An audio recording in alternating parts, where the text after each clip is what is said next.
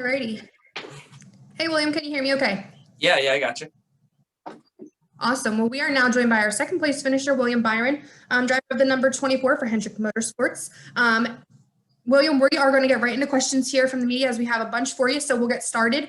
If you have a question, please raise your hand or send me a chat, and we're going to kick things off here with Daniel McFadden. Go ahead, Daniel. So, yeah, William, at one point in this race, your car was pointed in the wrong direction and backed into the outside wall on the front stretch. If I told you then that you would finish second, what would your reaction have been? Yeah, I mean, probably not. I feel like first when those things happen, you're obviously trying to avoid the wreck, and then that's over. And, I guess from me trying to avoid the wreck, I got hit from the inside and spun through the grass. Luckily, the splitter stayed on the car. That's obviously critical. That would ruin your day pretty quick. But we were able to, slide up the racetrack. Luckily, no one hit us. Good job to all those guys not hitting us. And then, able to nurse it around, put left side tires on, put right side tires on, get all the, some of the damage fixed and get it reasonable to go out there. So yeah, our guys did an awesome job. It's just really a product of being a good race team, just heads up stuff about, tire changes and where the, pace car is, all that stuff, all those little details that kept us on lead lap and kept us in the game. So I never really count us out if we have a manageable race car. So, that was shown today. Just unfortunately at the end, nobody would really help us. So we just had to be the pusher and try to push our way towards the front. Thank you. All right, we're going to take our next question from Lee Spencer. Go ahead, Lee. Thank you. Congratulations, William, on your 8th top 10. How much credit do you give the new organization of that team? Of your team I think particular? I think it's a product. It's two things. I think, it's a great team, great foundation that Chad built with the guys on the race team. Nobody's really changed. We've had a couple, minor tweaks, but nobody's really changed from the last couple of years. So that's been good. Same engineers, same guys setting up the car chief, Tyler, most of the pit crew is the same. So I feel like that's all been good, but yeah, Rudy and I's communication obviously is kind of the kryptonite in the whole thing. And I feel like we're able to just really work well together. And that shows with how consistently we run every week and just ability to improve the car over the race. Even today, Talladega is not necessarily a handling place, but we did have some handling issues at the beginning of the race and quickly kind of fixed those and resolved that and had a race car to drive towards the front with. So credit to him and giving me what I need. And, I think it's, it's really good what we're doing right now. Well, did you have any, fear at all once you got into that skirmish with Hamlin during the second stage? Was there a point there where it was like, man, that was a close call? Yeah, for sure. I don't know, I got to look back at it if I did the right thing or whatnot. But honestly, once I saw him getting turned into the fence, I knew it. I saw it developing. As soon as you start to see somebody kind of lose momentum and you see some contact, even the slightest contact, I usually try to either check up at these places or turn and go around it. So I don't know if that was the right thing to do or not, but obviously I got spun out and then was able to keep it out of the outside wall. And, our guys were able to, execute good, fix the car up and get it reasonable to where we could be a good pusher. So, obviously we couldn't really, be the lead car anymore, but we could still be a really good pusher. Appreciate your time. Safe travels. Thank you. We'll take our next question from Bob Pockers. Go ahead, Bob. Yeah, William, McDowell said that he was trying to back up a little bit to get a push from you. Could you tell that? And was there a point where you think, gosh, I'm going to end up pushing McDowell to this one?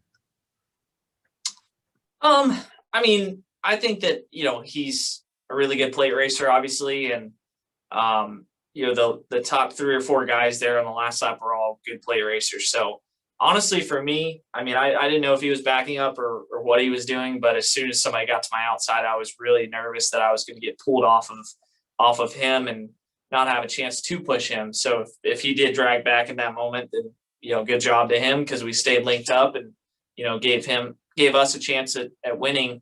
And then as soon as he went, or tried to go the outside of the 2, I just didn't have enough, momentum to kind of get to the 2 and do something. So I was kind of a sitting duck. Like I said, we had damage, and, it felt like we, obviously once the car would see clean air, it wasn't that fast. So, but yeah, in the draft, we were pretty good still.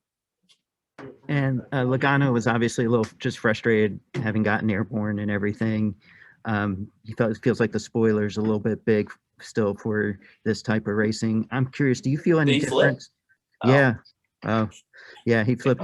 My question is, do you feel any difference with this package compared to before last year's Daytona 500? After they made the changes. I still think the teams are, getting the cars too fast a little bit. I think we could go slower and still put on a good race. I mean, maybe 3-4 mile an hour. So I don't know how they would go about that, but no, I feel like this package is really good. I feel like it's one of the best speedway packages we've had in a while.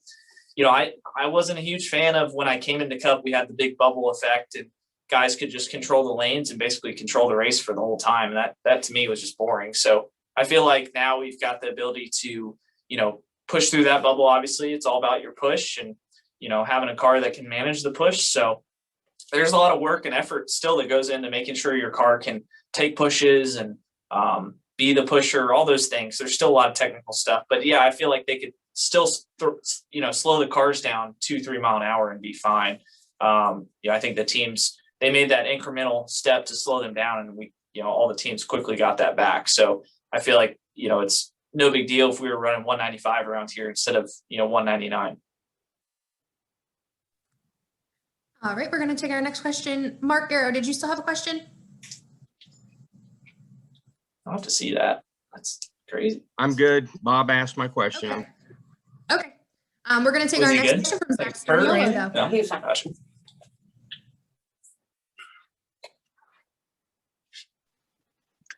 Gotcha. Sorry, William. So kind of piggybacking off of Bob's question there, do you feel like anything needs to change fundamentally with super speedway racing? I mean, you hit on it there that you feel like speeds could be at least a little bit lower, but is there anything, with as edgy as things are, it seems like, there's 1 or 2 moves away from kind of another Ryan Newman situation. Of course, God forbid, but do you feel like anything needs to change with the super speedway fundamentals, especially as we near the next gen? I mean, I don't know. I think that's for the fans, and people to decide, because it's entertaining, I think, and if I'm a fan, I think it's really entertaining. So you've got to balance that. As obviously as a driver, every time I show up to these races, I'm, first and foremost, don't want to crash, because I feel like, there is that possibility of hitting something really hard, but the cars are safe. I mean, you strap in and try to, just pull your stuff tight, and, it is what it is. Like, I don't think it's going to change anytime soon. So it's just, it's entertaining, it's dangerous, it's all those things. So it's just a product of it. I'm glad we don't do it more than, 4 times a year. All right, and we're going to take our next question from Cole Cusimano. Go ahead, Cole. Hey, William, congrats on a great run today. Your 24 team has silently been one of the most dominant and consistent teams all season. No finish below 8th since winning at Homestead. What do you guys need to do to take it to the next level and keep this pace through the long summer stretch? I mean, I think we're already taking it to the next level. The way we're running it, even today, with the way that we fix the car and finish second. So I feel like, next week's just hopefully a continuation of what we're doing. I think that Richmond was the weakest track for us, in this kind of 3 or 4 race stretch that we kind of look at, and we actually ran pretty well there. So, Bristol was one of those that we had circled that we didn't expect to run well. We kind of were just hoping to stay on the lead lap. So yeah, there's been a few obstacles that we've already cleared.